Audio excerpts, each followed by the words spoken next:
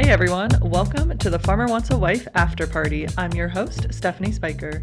Season 3 of the reality dating show Farmer Wants a Wife is back in just 1 week. The new season premieres on March 20th at 9 p.m. on Fox, and here at the Afterparty, we are ready to talk all about it. Each week, we're going to dive into the episode to talk about who's been doing some kissing, give a few of our hottest takes, talk about all the cringeworthy moments, and milk all of the drama. And since The Afterparty is a podcast by Lancaster Farming, which is a highly respected agricultural newspaper, we'll even talk about the actual farming that the ladies are going to have to do on the show. So hopefully you're all as excited for the new season as I am, and I know two people who certainly are. Here with me are Candace Wiersbowski and Lindsay Yoder, two of my coworkers who will be joining me each week to talk about the show. And we're going to be bringing in some of our other coworkers throughout the season too, to mix things up a bit. So let's get ready and talk about season 3. Are you guys excited? Oh, I can't wait. Yeah, me too. All right. So we all watched the trailer. There's a couple of them out there if you guys haven't seen them yet. I know there's one on Facebook, there's one on YouTube, and they're a little different this year, I feel like, than past trailers. I think both of them that we watched for season 3, they're portraying it to be a little spicy. I feel like seasons 1 and 2, I don't know, a little bland maybe, but this trailer. Yeah, I'm inclined to agree. Some of my complaints over the last 2 seasons have been that, it's bland, especially when it comes to reality dating shows. I mean, and I can appreciate people who want to wait a little before making that first physical move. But at the same time, I mean, we're kind of here to see this unfold. So, I mean, these like super smash cuts of people kissing, like, okay, great. Looks like we're headed down a new path this season. Yeah. And Lindsay, you've seen season 1, but not season 2. Yes. Okay. So based on season 1 and then based on the trailers, do you think it's like a big shift? Yes. To me, it seems like the women are coming in a little more guns blazing and maybe kind of trying to make their mark a little more quickly. Granted, a lot of those kisses could have been further on in the season and they're just showing them to us now. But yeah, it looks spicy. Yeah, I'm intrigued to see if the trailer is like an accurate representation of what the season's going to be, or is it more so like really getting people hooked to join in? Because I think there are so many reality dating shows out there, and I myself have watched a decent chunk of them, and I have felt the past 2 seasons like Farmer Wants a Wife was just a little less out there in terms of like the physical connections. Yeah, it's a little more conservative. Yeah. So I don't know. It's like, are they just doing these trailers to try and like really pick up a new audience or a bigger audience, and then they're just gonna like swindle us, or is it actually spicier? I have one more thought, which is just that maybe they're trying to sort of bring in some of the Bachelor audience more so, who maybe have not crossed over yet. Bachelor Nation. Yeah. Yes, If you get that crowd.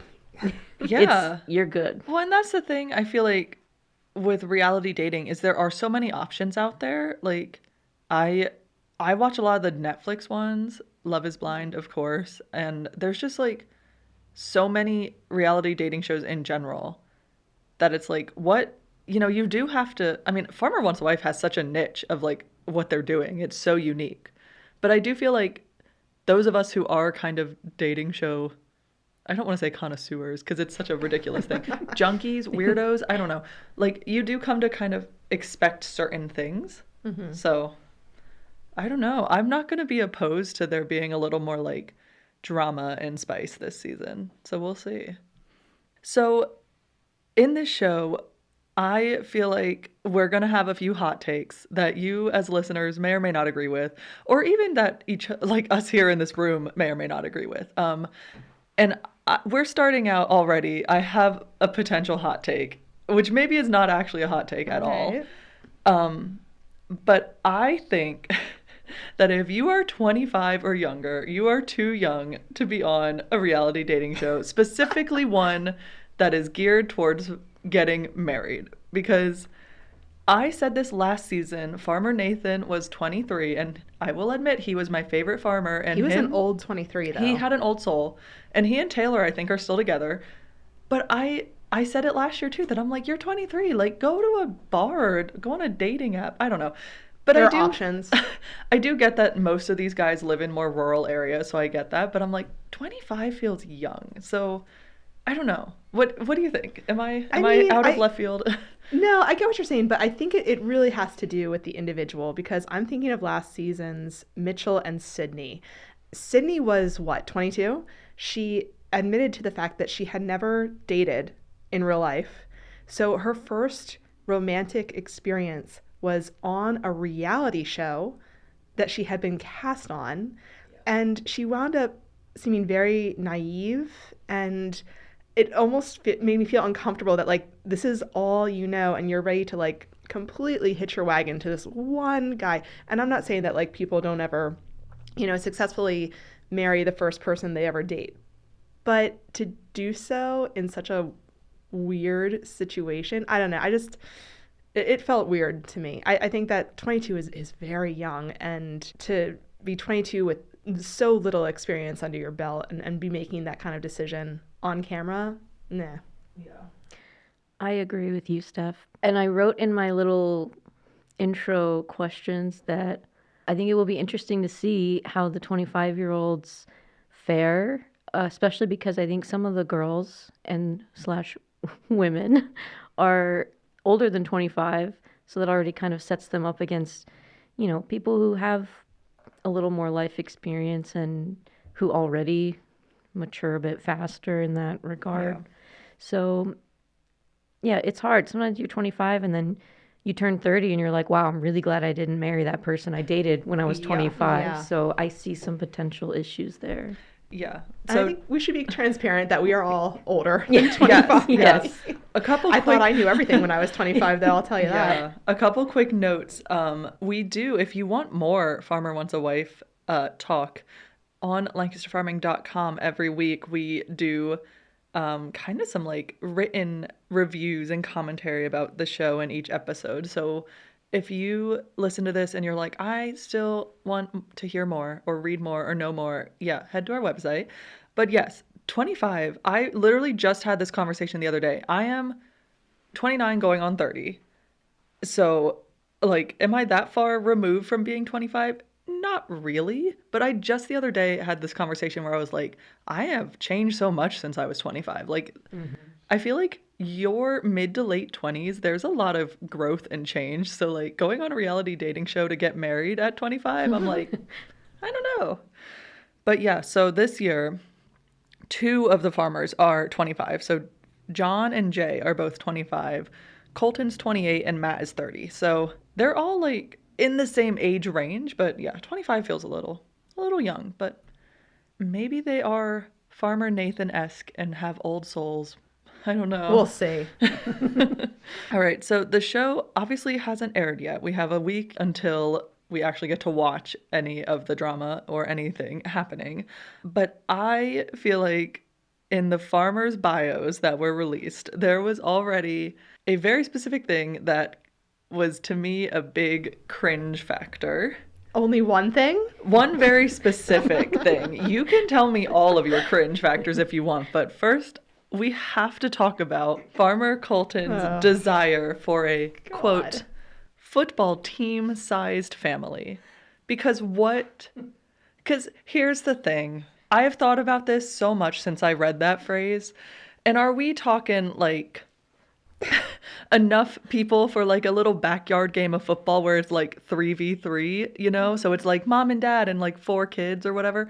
Or are we talking full on like, 11-a-side right. Special teams? Okay, because, like, just the size of, like, if you are playing football, right, you need 11 people for offense and 11 people for defense. Or are we talking, like, you know, in the NFL, it's like the, quote, the 53-man roster. So you have mom and dad and 51 kids, because that's absurd, obviously. But even, like, I don't know. That is such a weird phrase to me. A football team-sized family. Yeah, and the fact that like it was in quotes, so like you know that those are the words that came out of his mouth, I think is a very strange thing. I mean, yeah. We were batting this around in the newsroom last week, and someone made the point that maybe he just wants massive kids, and when he says a football team size family, he means like he wants them all to be large enough to play professional football, which like great. I bet that would be really helpful on the farm to have some really like muscular, huge people helping you. Oh my God, I forgot about that comment. That comment was made by our coworker Phil, who we are going to drag onto this podcast a couple times. He does occasionally watch the show. He is not a reality TV person in any way, shape, or form, but he does watch the show occasionally. So, yeah, we'll get some Phil-isms on the podcast at some point. But I would love, Lindsay, if you hear someone say football team size family, what do you expect? I would expect. Well, I have to preface this by saying I'm not a particularly knowledgeable football watcher. That's okay. So I didn't know the specific team numbers, but I would have thought at least 10 children when I heard that. Yeah. And my first thought was, that's a lot of pressure. Yeah. He doesn't know if these ladies are, going to be able to do that. I mean, I don't know. I think sometimes just some men might have a certain expectation that it's really easy to just have many, many children. Yeah, not taxing on the body at all. Yeah, totally easy. He's going to have conversations about family because he is also a single dad. So he does have a toddler already. So that's obviously going to have to come up, I feel like, pretty early on in this show for him, is talking about like kids. And if he wants a big family, you better find someone who also wants a big family, because that's not really something either party should necessarily be compromising on. So yeah, especially when there's already a child, and a young child too. I think I saw from the trailers that his son is like I think he's like 2. Yeah, a young kid, which means that's like very hands-on parenting. And it's not like, oh, I have a 13-year-old, but she's always off with her friends and it's fine. Like, no, like you have to be in there in the trenches every day. Yeah, I mean, I feel like, to me, if as a woman, if you're going on Farmer Wants a Wife, just because of like even just the stereotype of farm life, I would think most of those women are interested in having kids or having a family. But that doesn't mean you want 11 children or whatever it is. Like, big difference. Yeah. And I feel I should say also that I don't think there's anything wrong with him wanting a large family, and I think it's admirable if someone's like, I picture having lots of kids running around.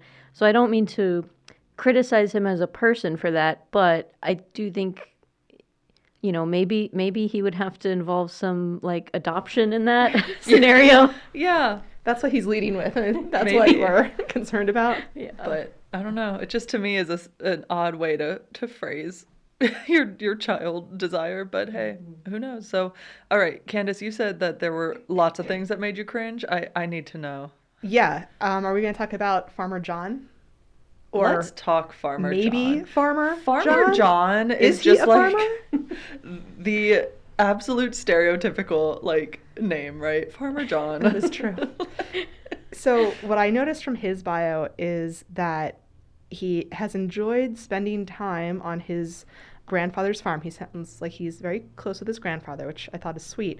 However, he also is studying for a law degree. So my question is, does he want to be a farmer or does he want to be a lawyer? Because both of those professions are very time intensive.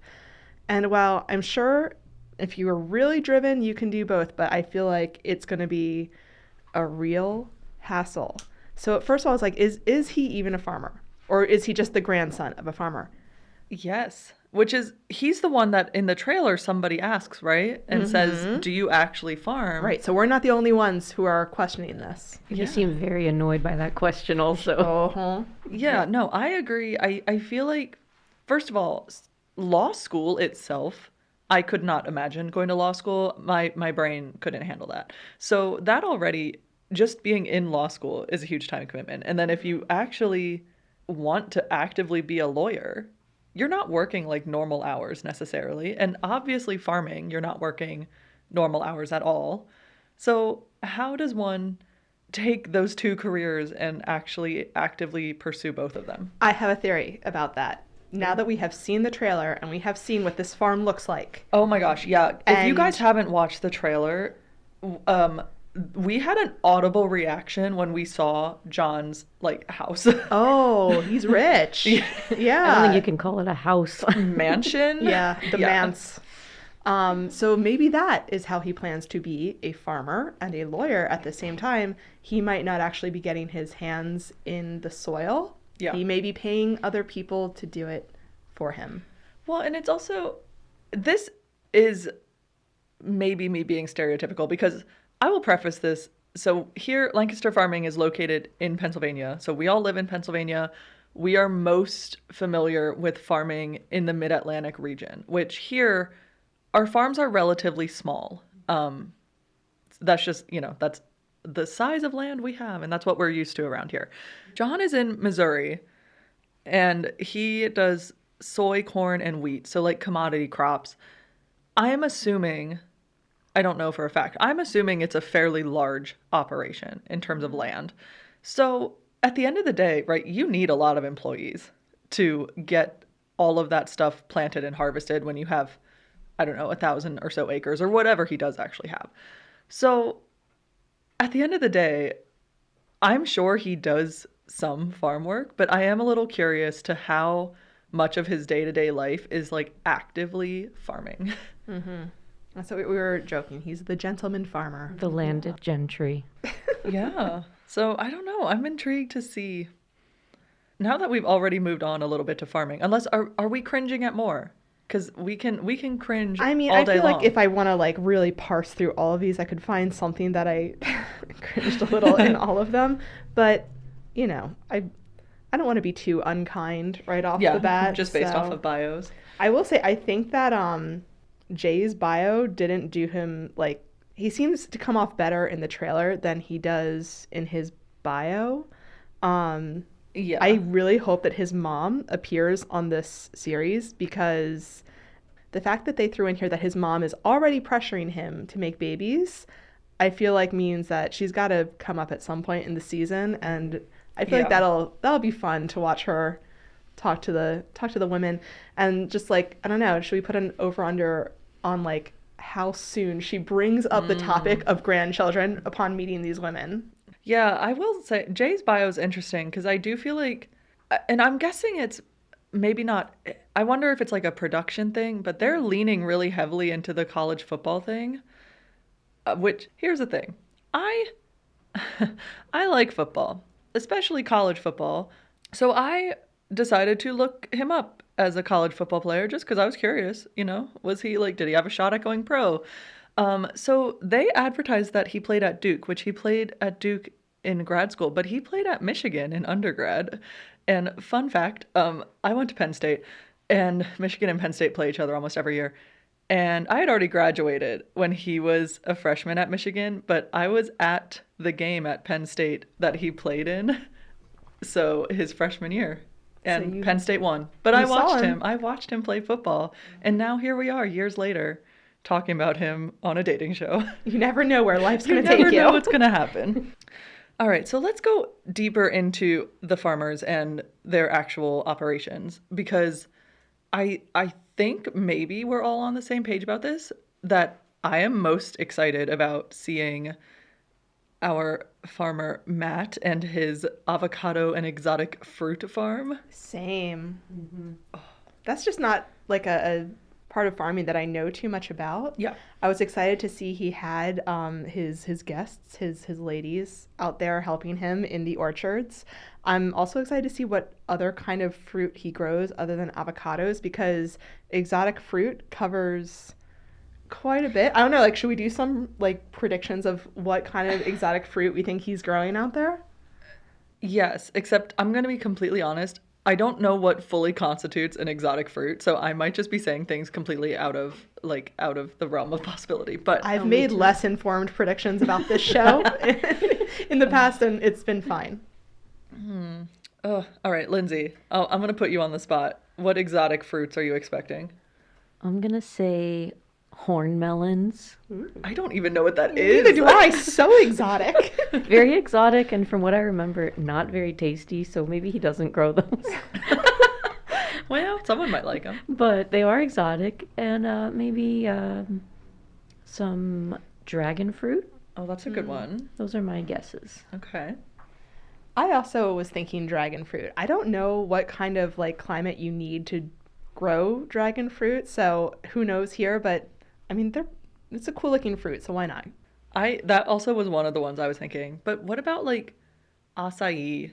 Because good point. Listen, smoothie bowls are so popular, especially around here, but I would think in California, which is where he lives and farms. So I feel like he would have, a market if he's growing acai. I don't know if that's even possible to grow in California, but yeah. We've got two like kind of more cattle farmer ranchers this season, and I am fine with that. I know. Are you? I don't know. Well, yes, only because we have a little bit of like difference, excitement in like avocados, and then like grain is at least something that's not ranching. But season 1, I was so annoyed at the fact that like every single farmer was just like, oh, I'm a rancher. I'm like, this is America. Do you know how much farming goes on in this country? Like, and this is what we get, 4 of the same guy. So I don't know, but I feel like we come at this from a very unique perspective, though, in that we're here like excited about avocados and exotic fruit, whereas I feel like a lot of people who watch the show are like, oh, I can't wait to see the cows or the horses, or I feel like a lot of people like to see the animals. Yeah. Whereas like last year we were super into Alan's potato farm. You mean Brandon? You know what? Sure. Maybe he had one too. Alan was season 1, but I'm with you. But yeah, I did love the potatoes. These dudes are all the same to me. I would just like to say that maybe next year I would love to see a sheep farmer, a shepherd who raises sheep for their wool, maybe a fiber farm. Interesting. Can you picture some of these women attempting to shear a sheep? Yeah. I would pay money for that. That's a good point. That is what probably people who don't have an ag background want to see, is like the cowboy type of vibe. I do wonder. I literally said when we watched the trailer, they had like Farmer Matt, who's the one in California, the fruit and avocado farmer. I was like, oh, he's so much cuter without a cowboy hat on.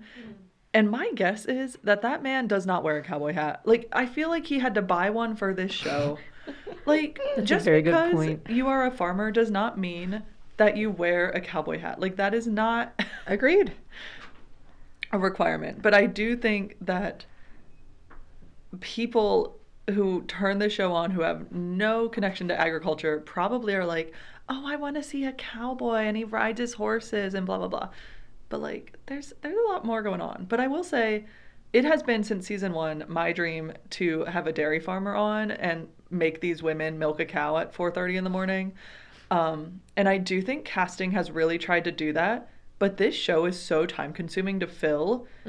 And for those of you who aren't super familiar with dairy farming, you don't really have the ability to like set your schedule. Like the cows kind of set your schedule because they need to be milked. Most dairy farms milk twice a day or whatever, and it's always like the same times. So I don't know if I will ever get my wish of having a dairy farmer. But all right, your dream is a sheep farmer. My dream is a dairy farmer. If you could pick a farmer. Oh, you know what? Let's go aquatics. I want someone who like maybe a trout farm, or like someone who does like seaweed or algae, or even like a rice kind of situation. Ooh.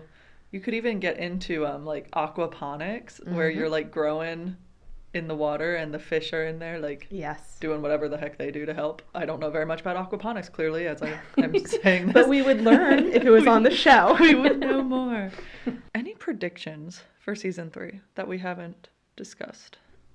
I covered this when we wrote our predictions for our article on LancasterFarming.com, but I predict that Farmer or Lawyer John is going to have a turn. Like, I feel like a lot of times this show is about the women evaluating whether or not the farm life is right for them. And I think that this season we're going to have a quote unquote farmer who decides that maybe farming is not for him. And I think it'll be a twist. And that's what I'm going with. That would be really dramatic. Yeah. he has a real like existential crisis moment where he realizes like, oh my God, I love spending time on the farm, but I am not a farmer. I'm going to go take my LSATs and go be a lawyer. Could happen. That seems very plausible. I'm looking forward to seeing if that It's more plays plausible out. than my prediction for last season, which was that Mitchell was going to fight a bear. Which was not a bad prediction, given that Mitchell's bio was something along the lines of like, he bought a cabin in the woods and is just like figuring it out and living on the land. And we're like, what is this man doing? We were all a little concerned for Mitchell. Was he actually a farmer? Did you figure I'm that still out? not TBD. 100% Still. sure. We watched a whole season with him, and I'm still not fully sure what he's doing in the woods. My prediction is I think that Jay at some point is going to organize, / the producers will organize for him, some of his former football teammates to come to his farm and hang out and play a football game. And I predict that one of the girls is going to get injured and that will be the big twist. Oh my God. She has to leave. She has to leave and go get knee surgery or something. And then she comes back with a really giant, unattractive cast on her leg. That is so funny because that was very similar to my random prediction as well for this season, because Jay played football and Colton wants his football family, that I'm like, maybe one of their like group outings when they send everyone out together is just somehow going to turn into this giant like pickup football game, and we'll have like Jay as a team captain and Colton as the other team captain, and it's just like all out, and fingers crossed nobody ends up in a cast, but you never know, I suppose. So yeah, that's funny. We had like the same prediction.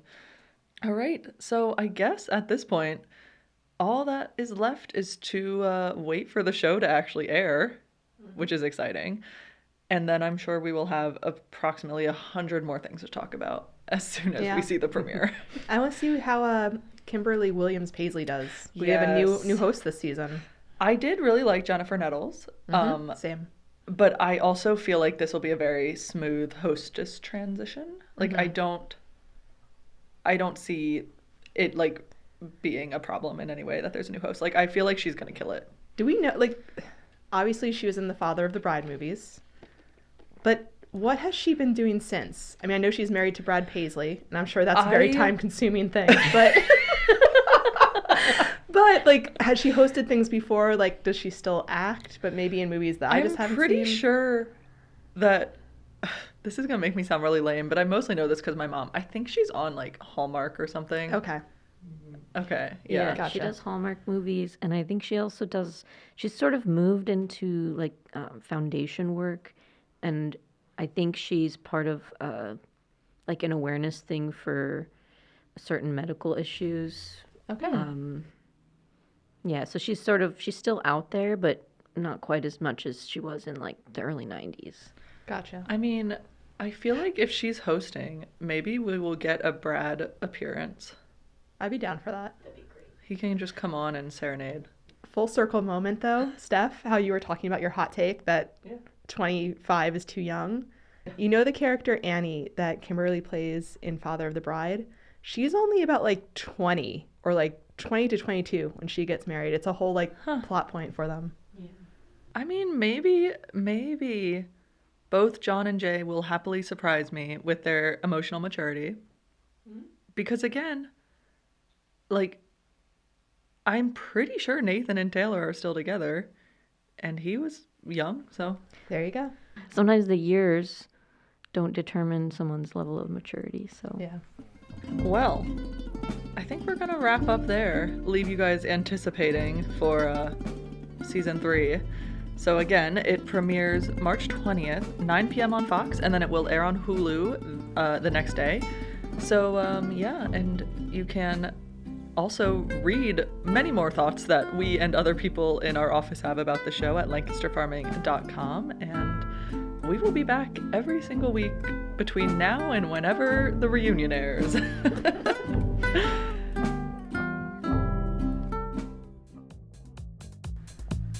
All right, thank you guys for listening. Hopefully you had fun with us at the after party. We definitely had a good time. So So if you like this episode, please consider subscribing. And if you really like this episode, please consider leaving us a review.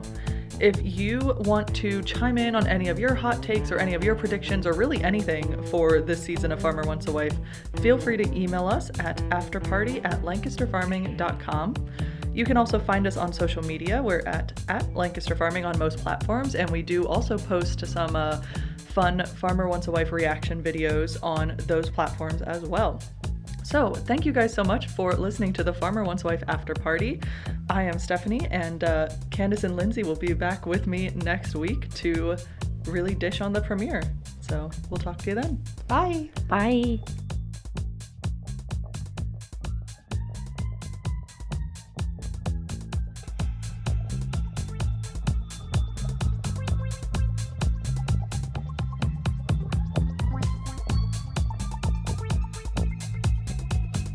This episode of the Farmer Wants a Wife After Party is copyright 2025 by Lancaster Farming newspaper, part of the Steinman Communications family. It's produced by Eric Herlock and Sophia Kurzius, and the music is by Tin Bird Shadow.